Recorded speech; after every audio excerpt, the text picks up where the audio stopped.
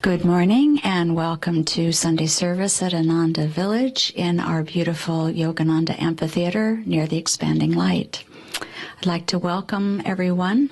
First of all, I should say my name is Tyagi Latika, and it's my joy to be here with you this morning along with Tyagi Atman. And we're happy to share Sunday service.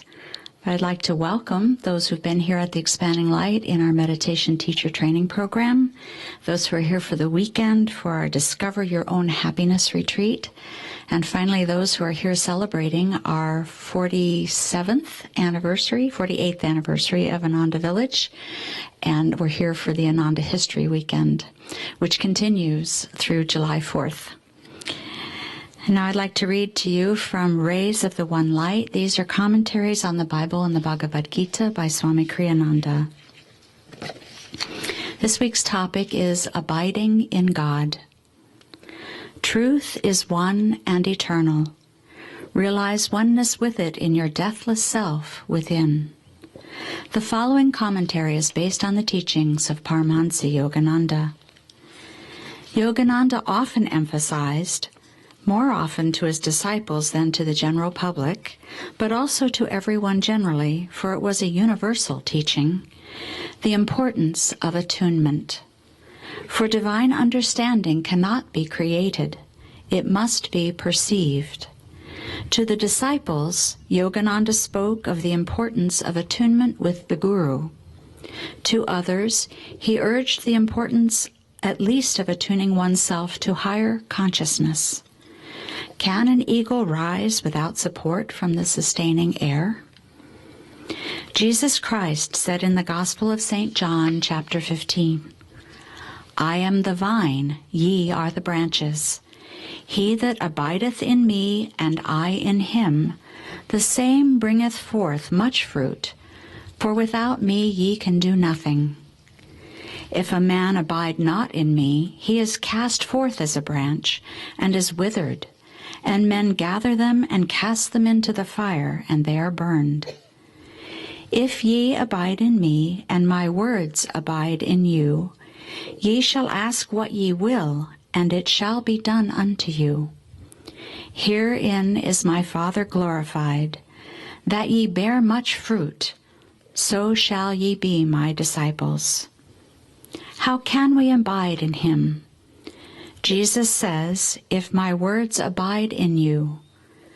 By words, he meant not only his spoken words, but his vibrations, his consciousness, of which the words are only an expression.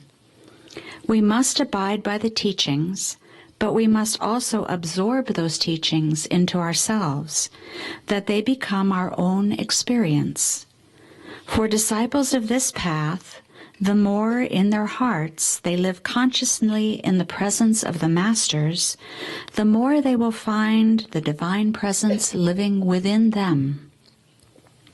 And for all truth seekers, whether disciples or not, the more they live sustained inwardly by the awareness of God's presence, the higher they will find themselves soaring in wisdom and joy. For the Bhagavad Gita says in the 10th chapter, I am the source of everything. From me all creation emerges. Blessed with this realization, the wise, awe-stricken, adore me. Thus through Holy Scripture, God has spoken to mankind. Om, Om,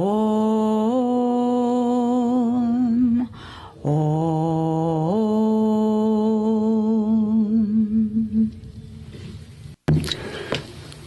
Morning, great souls. I'd like to add my welcome to all of you on this wonderful weekend where we celebrate freedom. And here we're celebrating the only true freedom, the freedom in God, freedom within.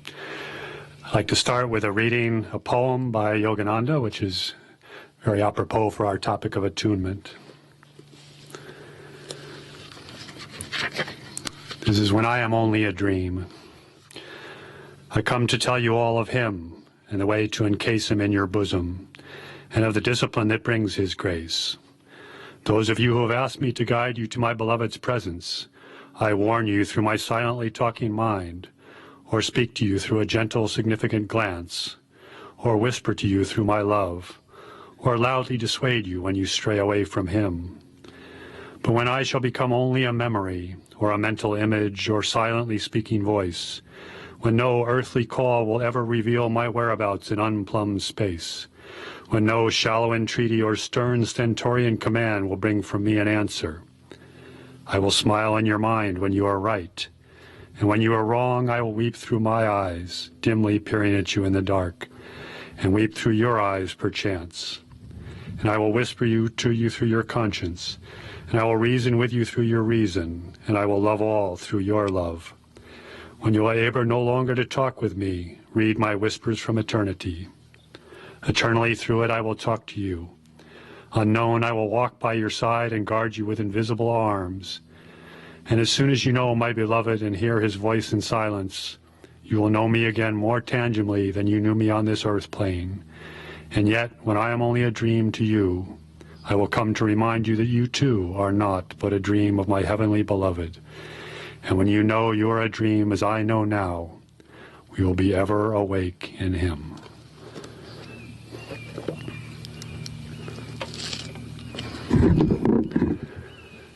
So this subject this morning of attunement is one that's extremely important on the spiritual path. And the basic message of this reading is, like a lot of readings that we've had, is you can't do it alone. It's not something that you can just set out and pull yourself up by your hair and suddenly you're into God realization. We need some help. And the gurus and the masters and our teachers talk a lot about attunement and the need for attunement. And attunement is not as easy a concept to grasp, perhaps, as some of the concepts that are more taught as techniques. You can put it on a sheet of paper, you can follow 1, 2, 3. We know how to do Hong Sa, we know energization, we memorize all the 35 steps.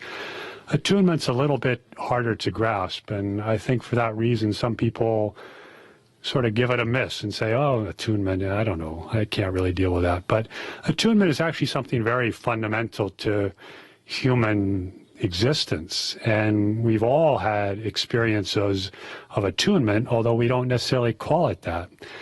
And if you think of ourselves, we're just these bundles of energies and desires and self-definitions and these little whirling vortices that have energy coming in and going out, and we attune to those energies. And when we first came into the world, what did we attune to? We attune to our families. Now, of course, when you're a baby or when you're a child, you don't realize that's not reality, that is of everyone. But as soon as you leave your family and you go out in the world, you realize, oh, not everyone thinks that way, or not everyone does it the way I do it, or the way my family did it. That's because you're attuned to that small little nucleus of the family. And then you attune to a culture. You're out into a larger milieu that affects you as well, that affects the way you act, the way you think, how your thoughts come, what you do. And it's not something that's strange, it just happens. And you don't probably realize it necessarily until you go to another culture, perhaps that culture isn't the only culture. And I remember once I was, many years ago, I had the good fortune of spending a year in France, and I was learning the language, and I wanted to attune to all good things French, like, croissants and pain au chocolat and all this wonderful food. And of course, to do that, you go and you buy this every day. You go into these stores. And so I would used to American supermarkets, but in France, it's not like that. They bake things every day, and you go in there and there's someone behind the counter. And when you go in, they go, "Bonjour, monsieur." And I looked around and said, she doesn't know me, I don't know her, why is she saying hello to me? And so I get my croissant and I leave, and then she looks rather dismayed because I realized later that I'm supposed to say, au revoir, madame, and it's this interaction that's supposed to happen, and it seemed really weird. But of course, I kept going back every morning to get my croissants, and gradually, I attuned myself to what was going on here, and pretty soon it became very normal to go, "Bonjour, madame, bonjour, monsieur, au revoir, grâce, merci, merci." It's just there's this whole thing happening there. And it became completely normal. I was attuned to it. And then I came back to the United States and I started saying, hello, and no. You weren't attuned to that anymore. But it's not something that's strange. It's not something that's lost on the sort of self-help industry these days about attunement. People talk about it a lot. They don't necessarily use that term, but they talk about if you want to be successful, be with successful people. If you want to be a stockbroker, hang out with stockbrokers. If you want to be competitive, be with competitive people. If you want to have success, get a mentor or be on a team that creates an attunement to the goal of what you're trying to do. It puts your mind, it puts your consciousness in a certain place. So if we think of it in that way, attunement really isn't a strange concept or a foreign one. But yoga takes it another step, another very important step, and that's to say, okay, what we're really talking about here is consciousness.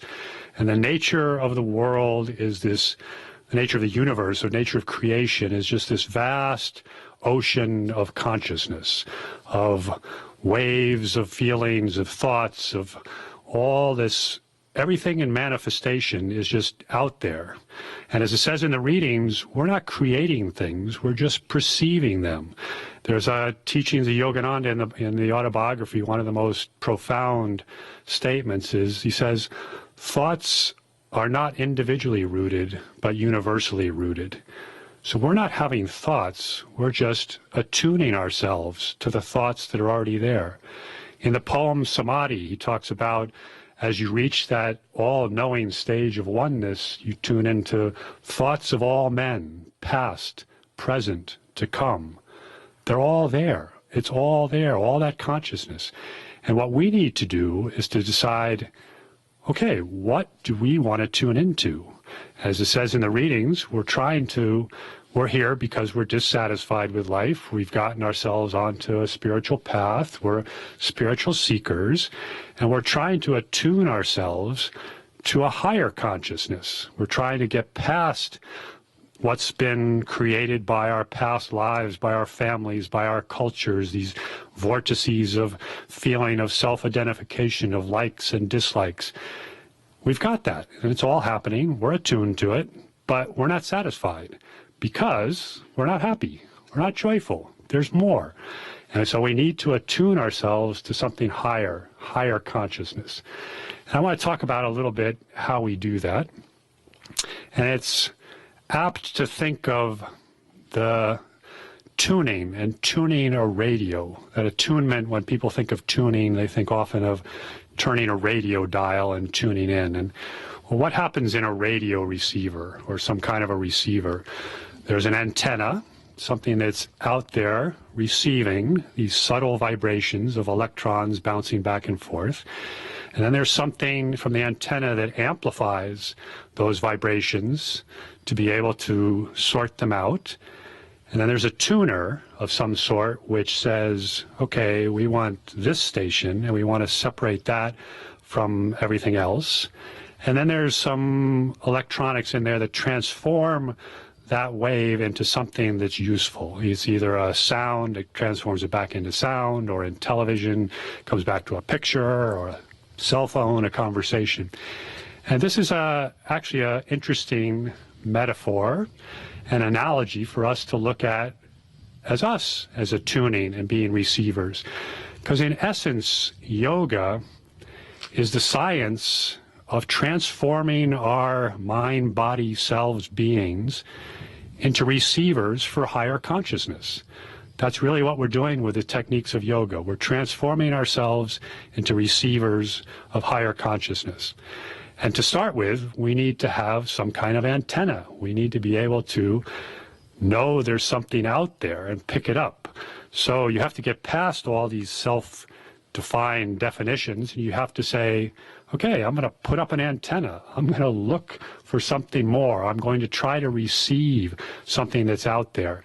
And how do we do that? We do it by calming down all that static that's out there right now, keeping us defined in this little vortices. And we do that through meditation. We do it through stilling the body, relaxing, yoga postures. We do it through many of the techniques of yoga. We start listening. Then that antenna, once we've gotten enough static out of the way that we can hear something, we need some energy in there. We need that amplifier. Remember, you have to tune into something, and there has to be that concentration, that focus, that bringing energy to one point to be able to get that signal, that consciousness that's coming. Because it's not enough to just be sensitive. You can think of many people, unfortunately, who have various stages of mental illness or delusion or psychoses that are very receptive and open people, but they're receiving things that they can't necessarily control. There's a schizophrenia, there's other entities coming in, there's people who perhaps are on the autism spectrum or something that are just bombarded with all these things coming in. They're tuning in, but they don't have the focus or the energy to be able to discern and discriminate what it is they're trying to tune into. So we need that energy and that focus. And then, of course, we need the tuner. The tuner is of utmost importance. And in a radio, it's finding that place on the dial where you can say, that's the program I want. And to do that, we again need to refine our bodies, refine the way we interact with the world. We also need to know what we're trying to tune into. We're trying to tune in to this higher consciousness, because there's a lot of stations out there. You can be doing great at receiving them. You can be really focused, but you can get the wrong station. So you need to remember, okay, I'm going for higher consciousness. What does that look like? And that's where the teachings of yoga come in. It's very important to know where we're trying to go, where the saints have been, what we're trying to do with our lives, what is uplifting and what's not. Because that energy, those waves of energy can be very powerful, and people can tune into them and not necessarily have much discrimination or to know what it is they're getting. And one example that came to my mind that was just really striking in this sense of waves of consciousness, and even in the mass consciousness. Back at the time of independence in India, 1948, there was the British partitioned India against some desires of some, and because of the lobbying mainly of the Muslim Congress. But they split Pakistan and India, drew these lines, and it was an incredibly difficult time in India because there was all these mass migrations that started happening of people moving from what became Hindu India, trying to move to the Muslim section, and those from the Muslim section who were Hindus trying to move into Hindu India. And in the Punjab, there was a consciousness that took over that was just of extreme violence and hate. And people started killing each other, people who had lived together for a long time, people who had been neighbors for millennia, people who had coexisted, but this wave of consciousness came in and people started attuning to that, and it got stronger and it just got amplified, and it took over, and there was mass slaughter, and it was a disaster. On the east side, Gandhi decided he was going to go to Calcutta, because Calcutta was in the middle of Bengal. Bengal had a mixed population, especially in Calcutta, and he put himself in the middle of Calcutta and he said, we are going to hold peace here. And he started putting out that vibration, he started putting out that consciousness, and he got people coming along with him. He started fasting. He said, I am going to fast to death unless you people maintain peace. If there's violence, there was some violence, and he started fasting. And he said, I'm going to stop this violence with this. And that vibration, that consciousness, it wasn't perfect, but what happened in Bengal was very different than what happened in the Punjab. And by and large, he was able to hold that peace by putting out those waves of a consciousness and getting people to strengthen it, getting people to attune to that. So it's these things exist, they're real, and we have to decide where are we going to attune ourselves. So we, of course, want to attune ourselves to higher consciousness. So we read the lives of saints, we start thinking what that is, we practice yoga, we start surfing the channels of the networks of higher consciousness. And pretty soon we're out there switching channels and we're moving around. And it's a very valid and important thing to do, because we have to find what resonates with us. There's another part of the radio that's in that tuning, and that's the radio is set for certain resonant frequencies. It can't tune into everything. Like one receiver can't get cell phones and televisions and FM radio and AM radio. There's something that receiver's tuner is set to. There's resonant frequencies. And we need to set our resonant frequencies. We need to say, okay, what is it, so that when that vibration comes in that I'm trying to attune to, do I know it? Is there a resonance with it? I can amplify it in myself. I can make that bigger. And that's where it's very important to start looking at spiritual teachings, to start reading, to start spending time with other devotees, to start tuning into, what does this spiritual path look like? Not so that you can memorize it, so that you can give an intellectual discourse, but so you can set your resonant frequencies. So when you start perceiving that consciousness, those truths, you're tuned in. Yes, those are the channels that I want. And at some point, we decide, or it's recommended, to make advancement on the spiritual path.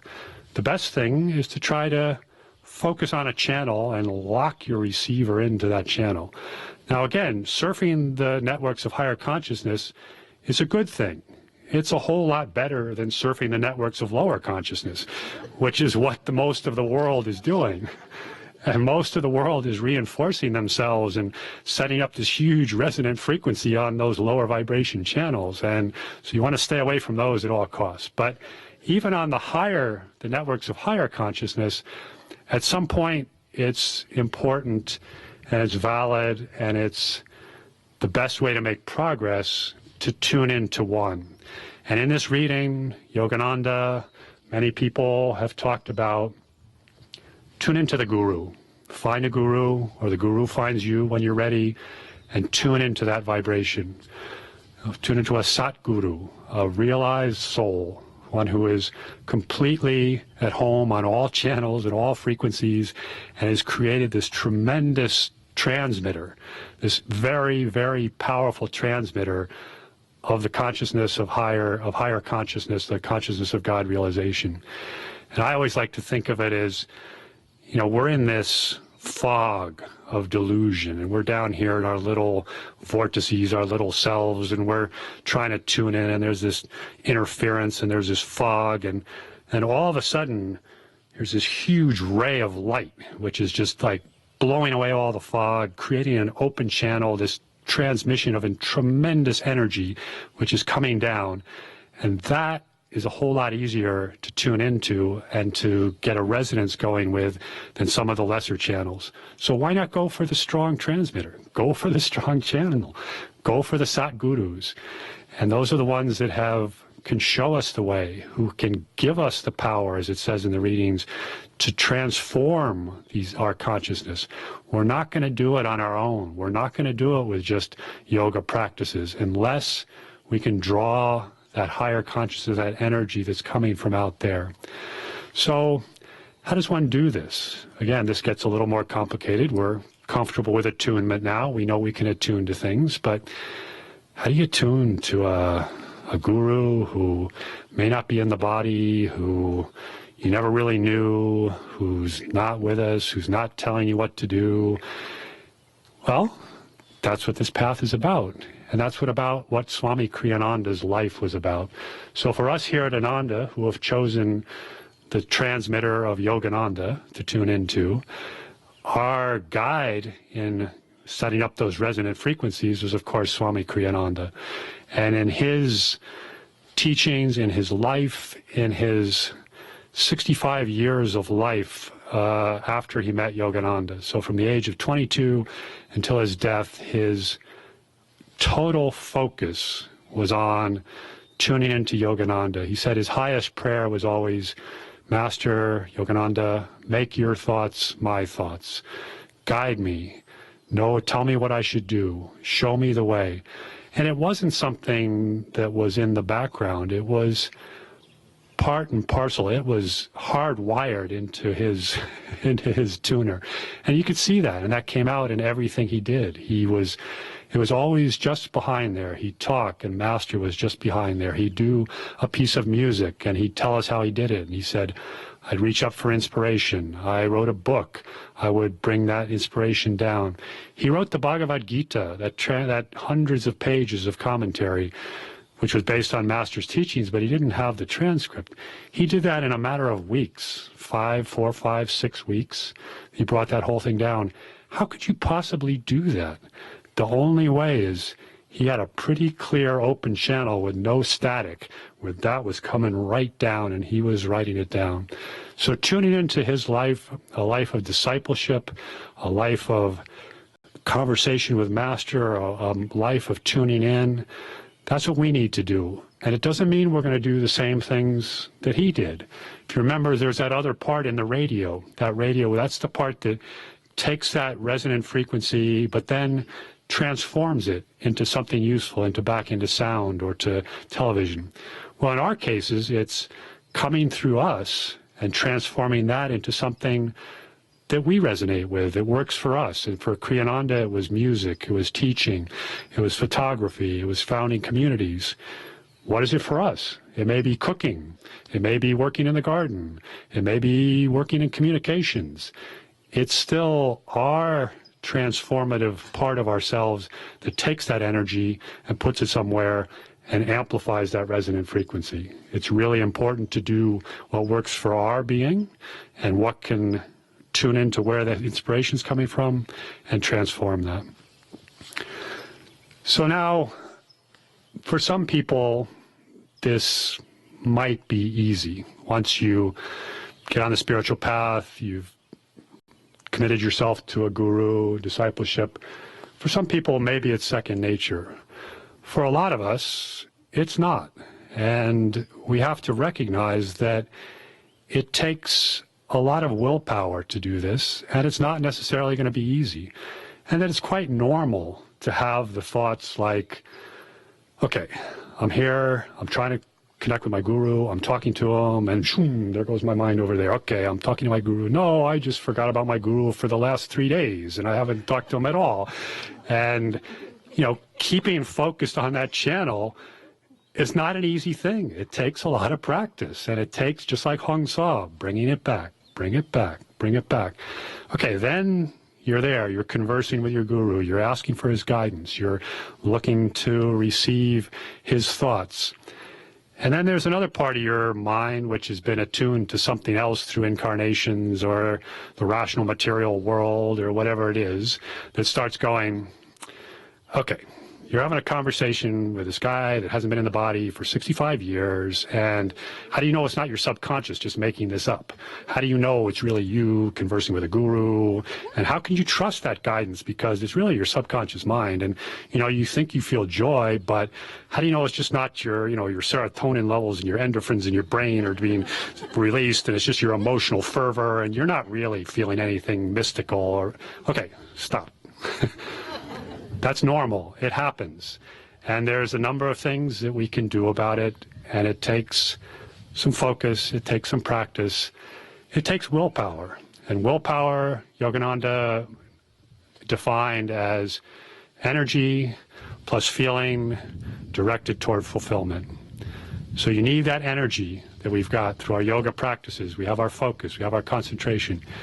But you also have to cultivate that feeling. This is where that doubt comes in, where it gets dry, is if you don't open that connection, you don't have that devotional feeling, you don't tune into the joy, to the love that really is there, whether it's through other guru bhais, whether it's through satsang, whether it's just feeling that upliftment. You have to cultivate that, because that's an important part of willpower. The will can only go so far in energy. It's going to fade unless you can keep that devotional part of it, keep that feeling part of it coming.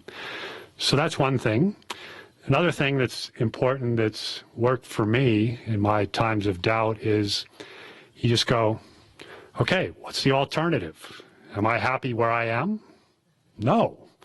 So let's try something different. and shut up for a while, the doubting mind. We're going to try something different. We're going to suspend disbelief, and we're going to just go with this, because it looks like there's a lot of people who I've known, who I've read about, that this works for. So I'm going to try it, because where I am right now isn't working. That's one thing. Realize that it's going to take some time, as I mentioned. Also, look ahead. Look at those ahead of you on the path. Look at those who you get inspiration from. That's why community, spiritual satsang is so important. When you're trying to do this and you're having your own doubts, there are a lot of people who may be around you who have overcome those doubts, or who aren't manifesting those doubts as strongly as you are right now. Look at the example of Ananda. Look at the example of the saints. Tune into their lives. Read that. Take that as an inspiration to say, yes, there is truth here. When you listen to Ananda, there's no doubt.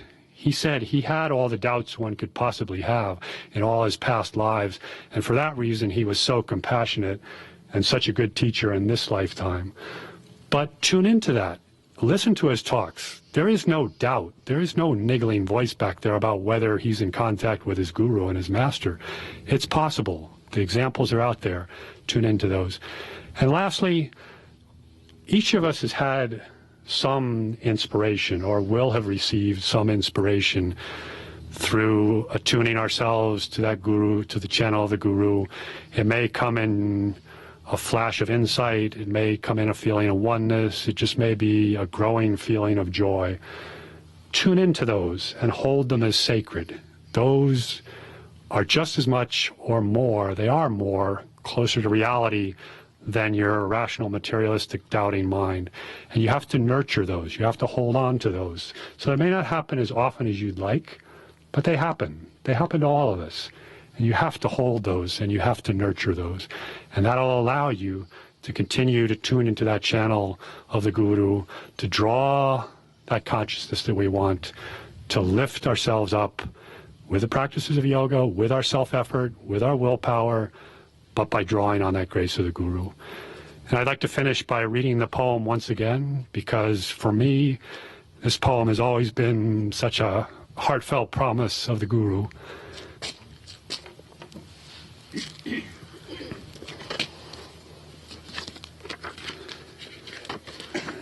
And it looks like I've lost the place here.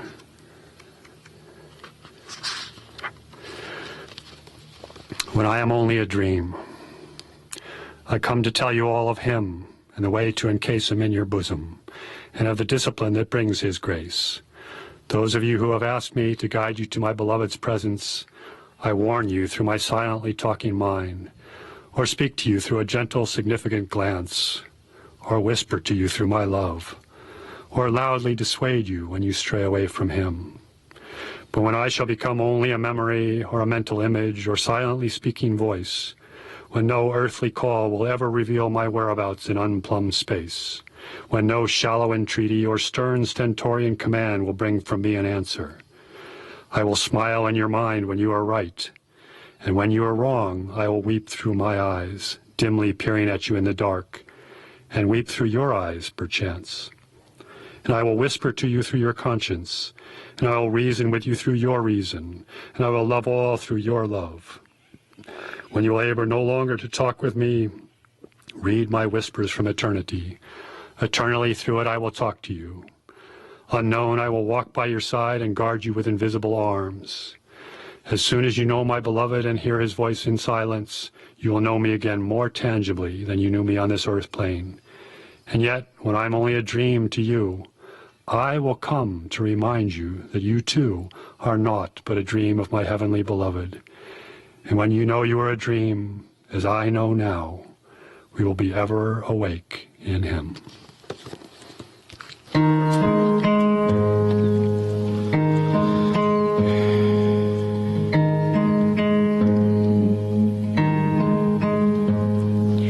Through many lives, I've drunk the cup of laughter. No man could tell the pleasures I have known.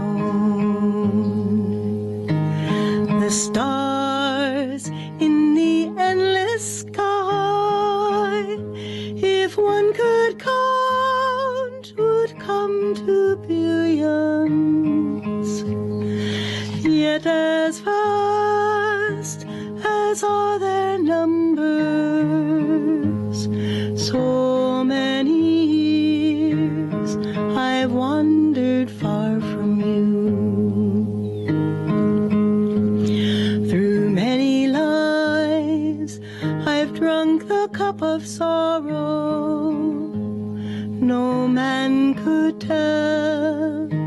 the bitter tears I've shed.